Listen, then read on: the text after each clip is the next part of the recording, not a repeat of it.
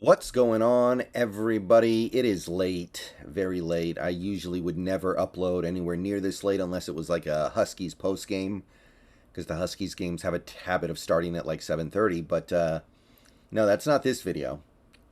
But we've got some breaking news here, and well, it's a couple hours old now, but it's big news. So I got to talk about it for at least a couple minutes here and make sure all you guys know the good word.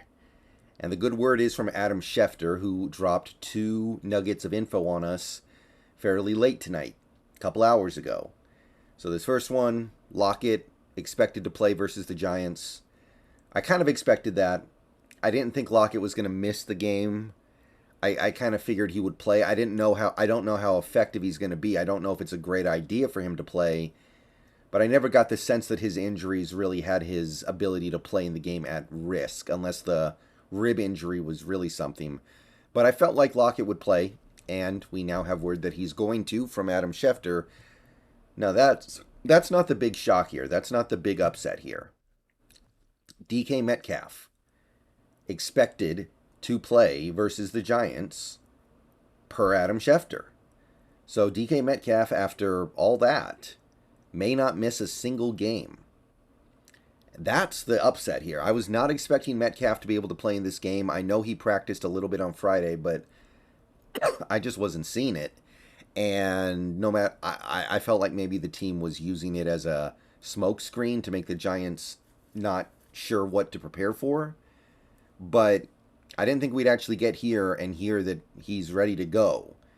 Now, this is a couple different things. It's awesome.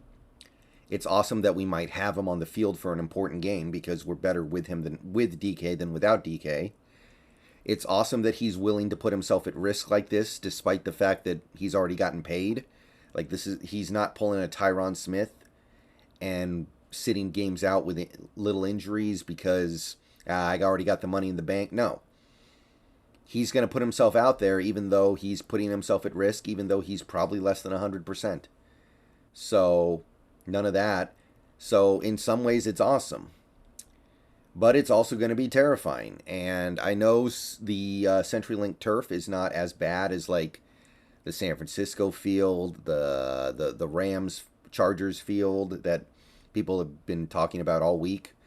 The field in New York. I mean, if this was a road game, I would really be scared of something bad happening. But I know Seattle doesn't have the greatest turf to prevent injuries, but they're much better than a few of these big ones that people are talking about lately. So it's a little less terrifying, maybe, that you're at least at home than it would be if you were in a particular road stadium, like Washington's field or like I said, the Chargers field. But it's still scary, and it's going to be a little nerve-wracking watching some of these plays when the game starts tomorrow, and I'm going to be holding my breath on the first few offensive drives, I think, and I think a lot of people are going to be too. We're going to have to trust our doctors to know what's up. We're going to have to trust that our doctors made the right decision here. And if it backfires, then we're going to feel real stupid because it was so avoidable. Because the expectation when DK went down with that injury was he was going to be out a couple weeks. So if this is rushing him back, and I don't know if it's rushing him back, maybe there's no reason for him to not play given what they're seeing medically. But it's going to be a bit of a nerve-wracking experience tomorrow when he takes the field. But like I said, conflicting emotions. It's awesome and it's terrifying. So we got both of our main receivers for this one, which is, I mean, it's a big deal. This Giants team, I know we mostly want to run the ball on them, but you got to make it hard for them to stop the run, and that includes having your receivers out there to take attention. So yeah, we'll see how much they play. It did occur to me that maybe this is gamesmanship, trying to get the Giants to potentially prepare for a team without Metcalf or with Metcalf, and then he doesn't play.